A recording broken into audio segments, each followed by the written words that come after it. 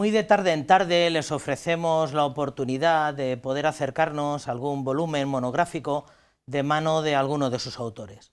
No es tanto porque nos dediquemos a la divulgación bibliográfica, sino porque hay algunas obras que vienen de mano de algunos autores que tienen que ver con nuestra iglesia local.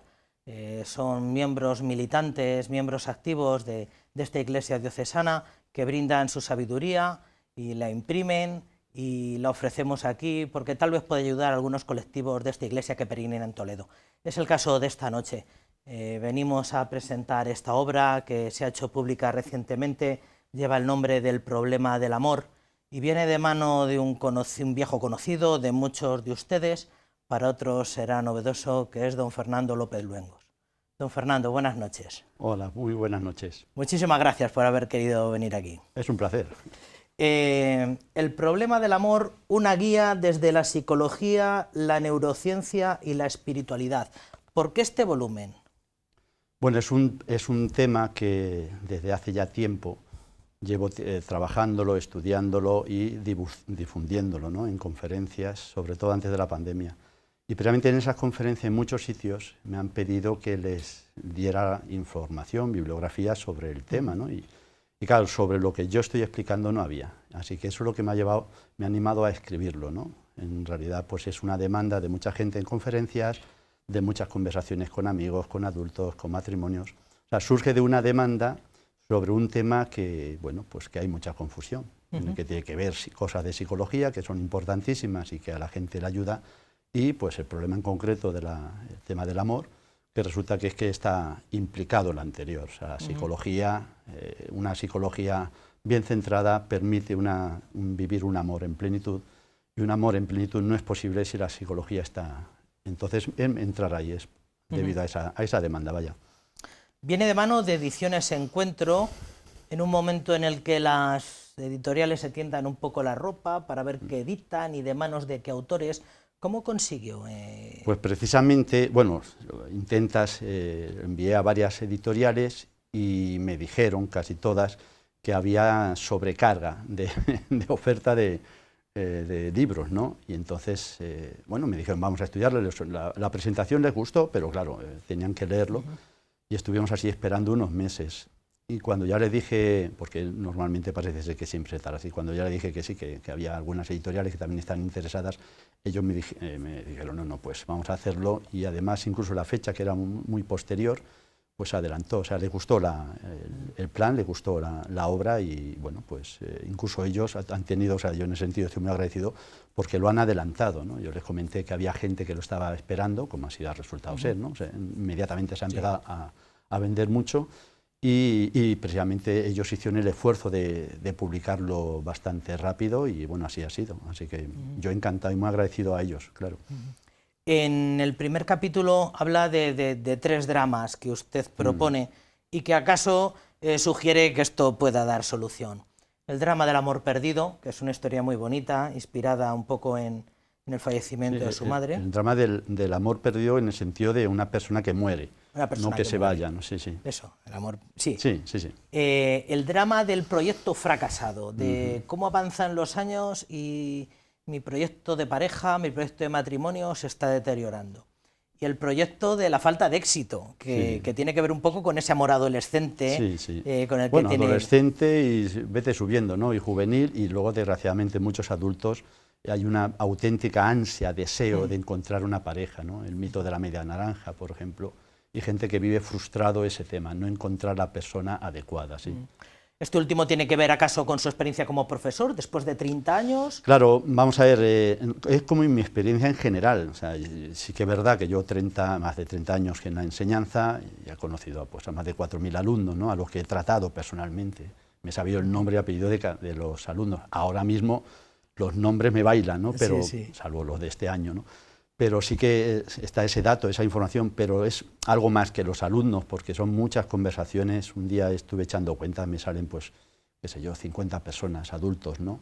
Conversaciones, 200 o 300 horas de conversaciones con personas, ¿no?, con distintas situaciones, y eso es lo que me ha iluminado, ¿no? De los alumnos igual, son gente a la que, bueno, pues yo siento facilidad para el afecto, son chavales a los que quiero, ¿no? Y luego, pues, no hay año en el que no me llamen 2 o 3. Bueno, pues ahora estoy quedando con alguno de ellos, ¿no? Te cuentan sus historias, sus dudas, sus dificultades, ¿no?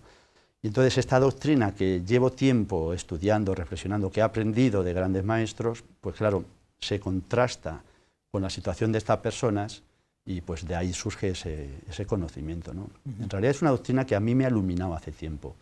Yo las primeras veces que oí hablar de estas cuestiones de la psicología, de cómo empiezas a comprenderte tú, a comprender lo que llevas, a amar tu historia, es lo que te hace pues, crecer y irradiar hacia alrededor pues ese gozo, ¿no? De vivir. Entonces, de esa experiencia luminosa que he tenido, de grandes maestros, ya digo, pues de ahí surge esa doctrina. Lo único que he hecho es matizarla, profundizar, investigar, ¿no? En filosofía, en neurociencia, en psicología. Y eso se ha contrastado con, pues ya digo, cientos de conversaciones, ¿no? Y de esta manera, pues, o sea, yo soy el primero que aprende de esta gente, ¿no? Sobre todo gente que está sufriendo, es lo que más te enseña. Sí, ahora vamos a ello. En el libro encontrarán fácilmente gráficos, tablas de datos, y a la gente puede escamarle un poco. ¿Nos enfrentamos a un libro divulgativo o a un libro científico? Lleva el subtítulo de una guía desde la psicología, la neurociencia y la espiritualidad. Sí. Y tal vez algunos tengan la reticencia de, ay, ay, ay, que esto es un manual un poco más científico y no sé si estaré al alcance. Sí, es la respuesta es muy sencilla. O sea, ciertamente mi investigación es científica, es técnica. Es consultar manuales, es consultar expertos, es haber hecho cursos de psicología, varias horas de terapia con varios sistemas diferentes. Yo estoy documentado, ¿no? Pero soy docente en bachillerato y tengo que dar clase a alumnos de primero de la ESO, incluso el año pasado me tocó a 6ª hora. Y si tú no eres capaz de ser pedagógico a unos pedazos morlacos a 6ª hora de un viernes, mueres en el intento. Por lo tanto, tengo habilidad, tengo mañas para ser divulgativo. Y este libro no pretendía ser para expertos de psicología, que por supuesto pueden leerlo. Lo que pasa es que un experto de psicología ven que traduzco mucho. Cuestiones técnicas voy haciendo traducciones, es decir, se dan cuenta que está rebajado el nivel técnico, ¿no? Para que cualquiera. Y el objetivo es precisamente, aunque pienso sobre todo en adultos, o sea, yo he visto a gente llorar, derrumbarse, y yo llorar con ellos, abrazándonos en la situación que está viviendo, ¿no? En su matrimonio, en la ruptura de su matrimonio, está pensado en ellos. Y es que además, claro, lo que no puedo hacer es poner insinuaciones, pero hay varias personas en los que estoy pensando, ¿no? Pero siempre lo he redactado pensando que lo puedan leer mis alumnos de segundo bachillerato o que ya me hayan abandonado, ¿no? Por eso lo que he hecho es un truquillo, aparte de revisar mucho y esmerarme en que sea divulgativo. Luego he buscado a un ex bachiller, a mi hija Inés, que pues ha tenido la paciencia de ir leyendo cada capítulo y comentándome todas las cosas, o que no entendía, o que era oscuro, o sencillamente que era denso, ¿no? Porque aunque hay cosas que se entienden, si hay que leerlas 2 veces, pues eso es. El objetivo es, a ver, llega a la gente. De momento me consta que parece ser que sí, porque la gente que lo lee, gente sencilla y tal, pues sobre todo hay algunas personas que me han iluminado, gente que no es nada complicada y bueno, dice, lo he leído muy bien. El segundo objetivo no es que lo lean, porque leerlo, ya digo, se va a leer con facilidad, suponiendo un nivel mínimo, ¿no? O sea, pues para una persona de bachillerato, una persona analfabeta, una persona que no tenga formación ninguna, pues me imagino que cualquier texto le sea difícil, pero una persona así que tenga unos estudios básicos, ¿no? Secundaria y tal, yo creo que se puede leer. La cuestión es llegar a la segunda fase, que ese es mi sueño, que es que interrogue, que provoque a la gente, porque hay mucho que examinar. O sea, no es cuestión de ver cómo es la psicología, sino caer en la cuenta que tú tienes una mochila de heridas, de afectos, de cosas que están enturbiando tu forma de desear ser amado. Y hasta que tú eso no lo coloques, no puedes enfrentarte al otro problema. O sea, el objetivo sobre todo es iluminar para que la gente que sufre en su psicología pues reaccione. No es solamente un análisis del momento presente, no es solamente una especie de visión sociológica de la actualidad, que puede parecer a primera vista, por lo menos cuando uno las primeras páginas parto del desastre social que hay. O sea, en España en 20, 30 años se ha derrumbado la afectividad. Hay una carencia salvaje en España, en estos 20, 30 años. Entonces yo creo que es útil partir de ahí porque la referencia que hay en el ambiente es esta. O sea, es una psicología de carencia, no de plenitud. O sea, cuando uno busca el amor, lo busca porque está mal. Digo, hablo de promedio, ¿no? De la mayoría de la gente. Por eso mucha gente no busca ni siquiera el amor, lo que busca es un consuelo, es enrollarse. Porque uno está tan herido que es que ni siquiera acierta a plantearse que sea posible el amor. Si a eso le añades que muchísima gente joven, hoy en día, un porcentaje muy elevado de gente está en una familia en la que el padre y la madre no conviven, en el que se han hecho daño, incluso en los que todavía hay tensión, pues qué afectividad puedes esperar de esta gente, ¿no? Entonces, parto de ese dato sociológico, parto de esa idea de que la afectividad es muy carente para intentar iluminar el corazón de las personas, porque si eso lo he visto en la enseñanza, o sea, han ido cambiando los alumnos en estos 30 años, lo comento en el libro, cuando yo empecé la enseñanza eran 3 o 4 los alumnos cuyos padres estaban separados, el resto, su familia está más o menos estable. Es que ahora se ha revertido, ahora son 4 o 5 los que tienen los padres juntos, y los demás, he hecho una pena, ¿no? Entonces, claro, hay esa diferencia y sin embargo, en todas las épocas, el corazón es el mismo. El deseo de ser amado es el mismo. El deseo de alcanzar la plenitud es el mismo. Por eso no es tan difícil dar unas pautas para iluminar, lo cual no significa que yo resuelva el problema de nadie. O sea, en realidad nadie puede ir a un psicólogo esperando que el psicólogo te vaya a arreglar el problema. No es un error de la gente. O sea, vas al psicólogo como al médico, te da la pastilla y te cura. No, aquí es al revés. El que te cura eres tú. El psicólogo es como el parto de una mujer. En el parto el médico no hace nada. Ayuda a que ella dé a luz. Pero es la mujer la que tiene, o sea, está sola en otra operación quirúrgica, el señor o la señora se tumban, se duermen, no hace nada, es el médico lo hace todo. En el parto, el que lo hace todo es la mujer. Claro. Y ya está, y el médico ayuda, y a veces ayuda mucho, ¿no? Sí. En psicología es lo mismo. En psicología, el psicólogo no te va a arreglar tu problema, te va a dar una cerillita, y con esa luz tú tienes que encontrar la conexión de las cosas, conectarlo, y así comprender. Y cuando empiezas a comprender, te comprendes a ti. Y cuando te comprendes, te amas. Y luego ya te planteas lo siguiente, amar a otro. Descartamos entonces que es un libro científico, es un libro de divulgación. Fundamento científico, pero de cara a la divulgación. Y descartamos, para los que linquen el diente en las primeras páginas, que no es un libro de análisis sociológico, sino que pretende un poco interrogar a la persona. Mis apegos, mis afectos, cómo estoy yo por dentro, o cómo he llegado al día de hoy, ¿no? O con qué herramientas he llegado al día de hoy. Es un libro muy útil. Vamos a preguntarle por el título. ¿Por qué titularlo El problema del amor? Precisamente tiene relación con lo que antes comentaba, porque el amor, esto lo comenta muy bien Erich Fromm en El arte de amar, que es un libro. Él da esta idea que a mí me ha servido muchísimas veces, es como empiezo muchas conferencias, ¿no? Es el asunto donde muchísimos, o la gran mayoría de seres humanos ponen su máxima esperanza y el resultado, tristemente, es que sufren como nunca a causa de esto. La tesis consiste en afirmar, y ahí también le vuelvo a dar la razón a Erich Fromm, que el problema no está en tener suerte, en encontrar a la persona adecuada, el problema está en descubrir cómo está uno. Es decir, cuando uno empieza a comprenderse, eso deja de ser un problema. En la vida real, en el amor, la mayoría de la gente lo ve como un problema. Es decir, como una máxima esperanza que se transforma en un sufrimiento. Y un sufrimiento terrible, en muchos casos, terrible.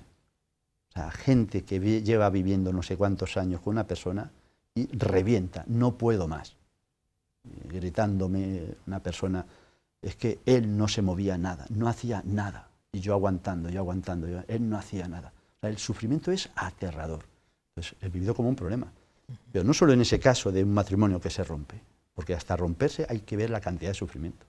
Que en muchos casos hay padres que se separan y siguen con el problema. Un padre me venía protestando porque su hija no la acompañaba. Se había separado hace un mes con su mujer y su hija no quería ir porque el padre iba con una pareja. Y digo, pero vamos a ver, usted se tiene que amoldar al ritmo de la hija adolescente y no hacer que su hija se amolde. Yo estaba ahí de tutor y le dije, mire, esto no se lo digo como tutor. Y a mí me gusta meter en esto. O sea, yo cuando veo un error, yo me meto. Algún día me denunciarán o que hagan lo que quieran, pero me parece inmoral no decírselo. O sea, usted está cometiendo un error salvaje, es un adolescente. Tiene que apoyarla a ella, no pedir que la chica le apoye a usted. Eso es un error grave, ¿no? Entonces, la mayoría de la gente, por lo tanto, vive el amor como un problema, porque sufre. Y este hombre, desesperado por una pareja, usted no se da cuenta que el problema ayude a usted, porque de aquí a unos meses, con esa pareja, va a ocurrir lo mismo. Cuando el problema lo llevamos dentro, sí. No hay nada ni nadie que nos vaya a llenar. Nada ni nadie. Es una cuestión de la psicología, una ley de la psicología. El amor lo tienes que generar tú. Es cierto que si tú no has recibido el amor suficiente, está complicado esto. Y eso pasa en la infancia, cada vez es el mayor el número de niños con trastornos de la infancia por una disfunción familiar. El problema está en que muchos de estos niños tienen una disfunción familiar que ha pasado desapercibida. Esta es la peor. O sea, mi mamá me quería mucho, sí, pero era muy posesiva y tú no te has dado cuenta. Es mucho más difícil huir, zafarse, evitar la posesividad de una madre que si la madre hubiera sido una pendona que se va por ahí. Es mucho más difícil. Entonces hay niños que crecen estrangulados por esa posesividad. No se enfrentan a retos, se retraen. En la infancia se van solo con niños o con niñas con los que se sienta más a gusto, más cómodo. Ahí aparece un tema de la identidad de género, por ejemplo, que no tiene que ver con sentirse hombre o mujer, sino con la forma en la que he vivido el afecto. Y claro, esas heridas, cuando llega la adolescencia y se te llena el cuerpo de hormonas, y de pronto uno puede ser a lo mejor guapo o guapa y tiene éxito, se hace la ilusión del amor que no ha logrado en la infancia. Y es cuando empieza ya todo el jaleo. Por lo tanto, el problema existe. O sea, el amor, en lugar de ser la gran respuesta al corazón del hombre, es un problema. Pero un problema es cuestión de iluminarlo. Y esa iluminación es de lo que se trata con la psicología. Interesante y qué complejo. Aquí habla de tres ramas de conocimiento, de tres ramas de sabiduría: psicología, neurociencia y espiritualidad. ¿Esto se funde? ¿Son como capas que se superponen?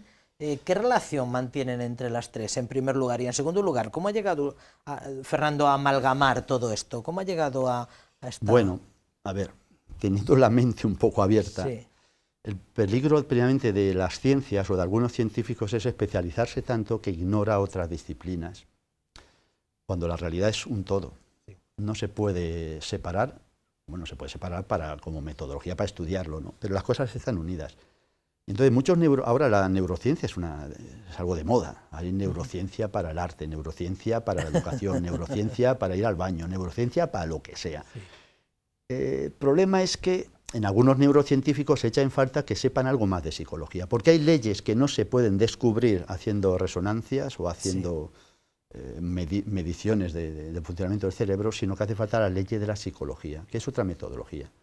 Pero es que la propia psicología, si no está vinculada a una visión del hombre explícita, en fin, esto es un terreno un poquito más técnico, pero sí. Hay psicólogos que se niegan a hablar de lo que no sea meramente empírico. Y claro, la ética, el bien y el mal, el sentido de la vida, no es ciencia, y en cambio es el fundamento de todo lo demás. Por lo tanto, o lo enlazas o estás haciendo una visión deforme, es un Frankenstein. Es decir, es un monstruo en la que le han puesto piezas y funciona aquello de mala manera. La única forma de comprendernos es unificar todo esto. Y es que resulta, que a mí es lo que más me interesa, que esa visión de la psicología, que es meramente científica, encaja perfectamente con visiones que ya están en las tradiciones espirituales. Tanto la oriental, pues la budista, hay ciertas intuiciones que encajan perfectamente con esto, como la mística cristiana. En concreto cito bastante a San Juan de la Cruz, porque hay elementos donde tiene una confluencia. Con esto no quiero decir que todas las formas de filosofía, todas las formas de religión sean iguales, no, ni mucho menos. Pero hay elementos que son comunes. Y esos son en los que me baso. O sea, yo estoy buscando desde la psicología esos elementos para que las personas comprendan su psiquismo. Y resulta que esos elementos tienen coincidencia con el mindfulness de moda, que es una traducción del budismo al lenguaje occidental. Cosa nada fácil, porque son dos mundos muy diferentes, ¿no? Entonces tiene sintonía con buenas cuestiones del mindfulness y tiene sintonía con San Juan de la Cruz. El problema es que en España, como somos así de pasionales, ¿no? Es un país de superdotados, es decir, de frustrados. Los superdotados, por definición, tienden a la frustración. Entonces, un país en el que las frustraciones se arreglan con confrontación. Lo cual no quiere decir que todos los que se estén confrontando, y menos en política, sean superdotados, más bien son deficiencias intelectuales lo que puede haber ahí. Pero sí que verás un país capaz de lanzarse con furia, ¿no? Entonces, en esa furia, pues el elemento religioso se ha puesto por las nubes o se ha despreciado. Y claro, es una deformación de esto. Por eso, la espiritualidad que hace falta, entonces ahora se pone de moda mindfulness, porque falta la espiritualidad de San Juan de la Cruz. Claro, claro. que es una espiritualidad más cercana a la mentalidad española, porque para empezar es español, ¿no? Pero bueno, tenemos que leer a San Juan en español, y además no hace falta traducir mucho su lenguaje antiguo, no es como los ingleses, que cuando leen a Shakespeare se pierden. Nosotros podemos leerle al natural y comprender aquello, ¿no? Entonces hay mucha gente que recurre a estas espiritualidades porque le falta la tradición espiritual española. Me da igual el camino que utilices, hay elementos que están ahí, hay elementos de tu psicología que tienes que ordenar, y si eso no lo ordenas, tú no puedes crecer en el amor a ti, por lo tanto, tu experiencia de amor va a ser un problema, un fracaso. ¿Cómo llega usted a sintetizar o a conseguir ensamblar todo esto al servicio de alumnos y de gente que se acerca a usted? Estas tres ramas del conocimiento.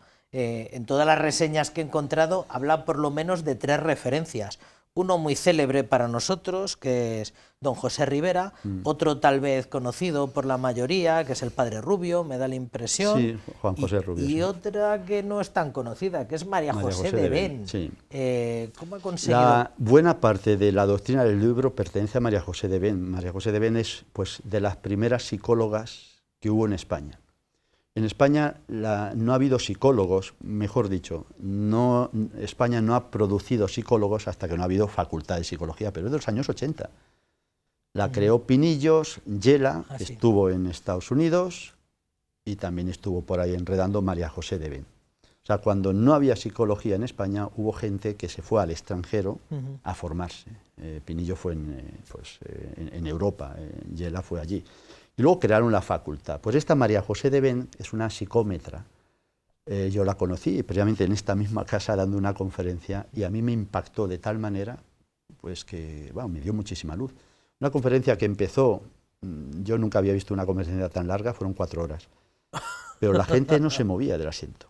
Y el primer día había 20 y tantos personas, el segundo día el doble y el tercer día el triple. Caramba. Y 4 horas cada sesión. Nadie pestañeaba. Una psicóloga que viene del mundo del trabajo, de hacer miles de test a gente para la psicometría. Lo que hace es analizar las facultades mentales para ver dónde encaja uno mejor. Bueno, a través de esa experiencia ella descubre los mecanismos de la personalidad, hasta el punto que eso la permite dedicarse a psicología clínica, que es otro ámbito. Una cosa es psicólogo del trabajo, donde distribuyes a la gente en el trabajo, y otra cosa es psicólogo clínico, que lo que haces es ayudar a las personas en su problemática psicológica, a descubrirse, a conocerse o a superar sus problemas, ¿no? Pues se dedica a la psicología clínica, y no solo la clínica normal, sino de superdotados. Fue dando conferencias por toda España, y en esas conferencias pues fue un terremoto, ¿no? El problema que tiene esta señora es que no escribió. Entonces, no encuentras nada en internet. Pero hay varios discípulos por ahí muy buenos. Me alegro que lo adelanté porque yo la busqué claro, y me fue muy complejo encontrar. La única cosa que he oído es uno de sus discípulos, Iñaki Piñuel, le llamaron los de Cáritas el año pasado. Piñuel, sí. Y bueno, pues esta señora también, en una conferencia que estuvo en Valladolid, casualmente pasaba el abad de la Trapa, de San Isidro de Dueñas, padre Gonzalo, he oído. Murió. Y se quedó deslumbrado. Y le rogó que fuera a la Trapa a hablarles. Acabaron haciendo test a todos los monjes, y desde entonces en la Trapa, para ingresar, una de las pruebas que les hace son test psicotécnicos de inteligencia factorial, que es lo que desarrollo ahí. Todo eso, esa parte es doctrina suya. Yo no puedo decir que ese libro hable en su nombre, ni mucho menos, ¿no? Porque es un libro muy elaborado desde mi experiencia, pero hay doctrina que es suya. La influencia en estos, como ella les llamaba místicos, profesionales de la mística los llamaba, ¿no? La influencia en ellos es importante, ¿no? Y previamente porque desde su psicología se ayudaba a esclarecer, pues eso, lo que hay dentro, ¿no? Entonces, una persona no puede estar en un convento si dentro no está construido, como una persona no puede casarse si dentro no está construido. Y mucha gente se mete en un convento, o mucha gente se mete de cura, o mucha gente se casa sin estar construido. Conclusión, desastre. Así de sencillo. Luego vamos a acabar en eso, pero inmediatamente tenía previstas estas dos preguntas. ¿Qué nos jugamos o hasta qué punto es importante, usted que ha colaborado en formación de novios, gente que se prepara para el matrimonio, en matrimonios o parejas adultas con gente con madurez afectiva? Para después preguntarle, ¿hasta qué punto es importante célibes con madurez afectiva? Pero en primer lugar, usted ha colaborado en formación de novios, en jóvenes recién casados. ¿Hasta qué punto es importante la madurez afectiva? Precisamente, bueno, en la Iglesia Católica se habla de unas condiciones para el matrimonio y si no se cumplen se considera que es nulo. Es decir, no que se anule en el cristianismo, en la Iglesia Católica, no se puede anular ningún matrimonio. Lo que se puede hacer es reconocer que no hubo matrimonio, ¿no? Bueno, pues la mayoría de las personas que se casan no se casan bien, son nulos. Las cosas como son. Entonces, porque para casarse bien hay que ser dueño de tu psicología. Si uno está solamente enamorado, el enamoramiento es una cosa fácil. Uno se puede enamorar como 10 veces al día. Bueno, es una exageración, pero quiero decir, no requiere ningún esfuerzo, es algo que te sucede. Para enamorarse vale cualquiera, pero para amar no.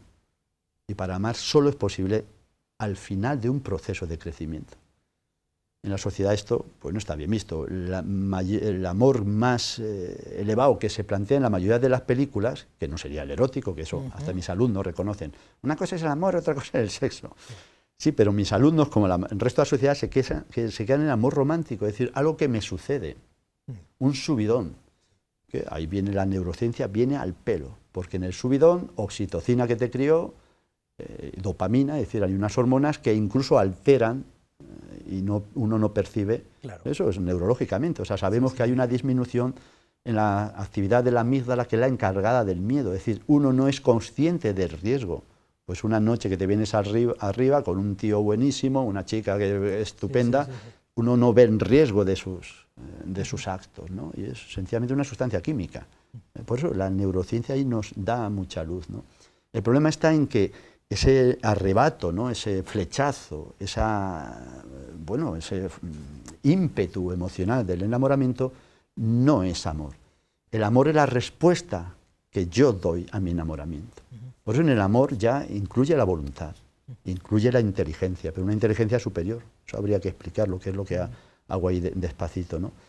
Y más todavía, porque puede dar la impresión que esto solamente vale para afectividad de pareja, afectividad matrimonial, afectividad heterosexual. ¿Esto vale para un célibe? Claro, es que... Esto vale para un célibe. Ahora que, que tanto claro. está inquietando la madurez afectiva de los que se preparan para consagrarse con todo el largo recorrido y todas las implicaciones que tiene esto, distintas inmadureces que puede arrastrar el candidato al sacerdocio o cualquier tipo de consagración, ¿esto ayuda?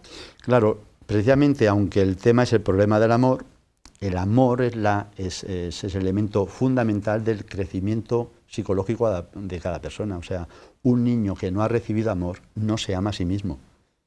Entonces, si no me amo a mí mismo, no puedo hacer ninguna tarea, ninguna empresa importante, ¿no?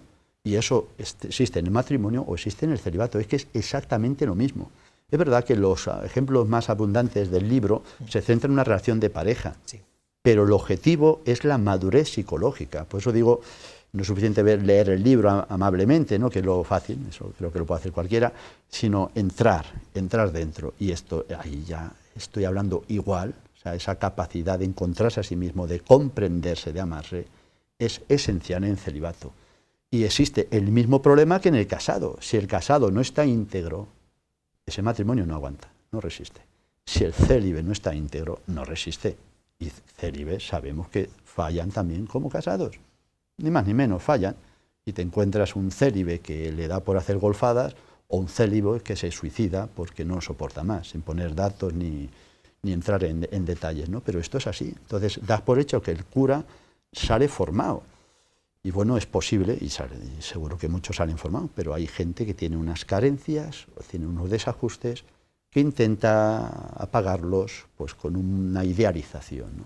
Por eso, esto lo decía María José de Ben, no es lo mismo ser casto que castrado. O sea, la castidad es una virtud en la que uno, por gozo, no necesita aliviarse sexualmente, por gozo.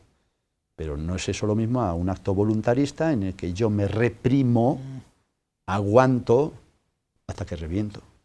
Los casos de pederastia que ha habido, que existen, aunque no sean mayoritarios, porque los medios de comunicación manipulan esto con mala intención, como si la pederastia estuviera en un sector y no en la sociedad en conjunto, ¿no? Pero esos casos delatan personas destruidas interiormente. O sea, aunque sea un crimen y la protección en primer lugar debe ir hacia el menor, por supuesto, pero esas personas que han actuado tan cruelmente, tan injustamente, están destrozadas psicológicamente. ¿Sí?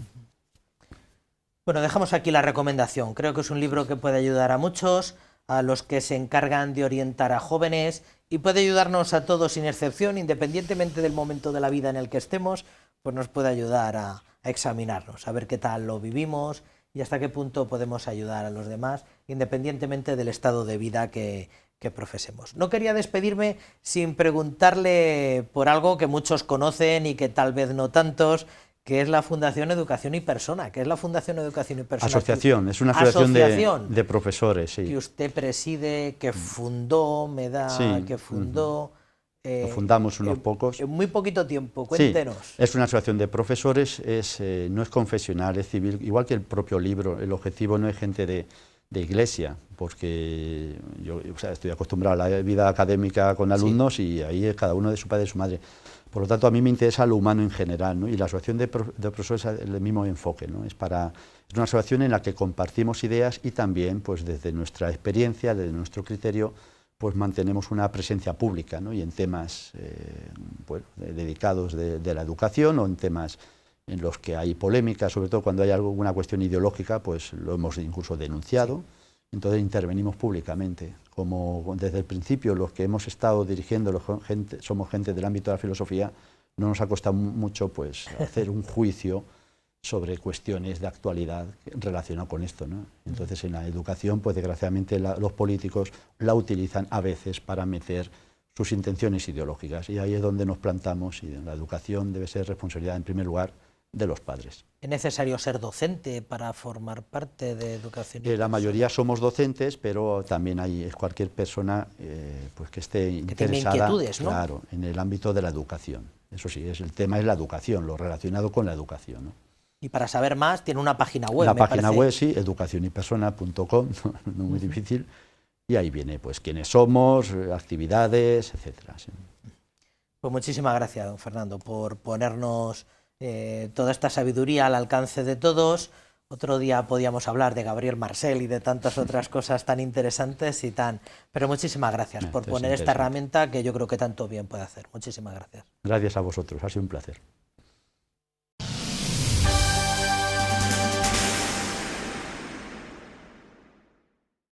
Don Francisco ha designado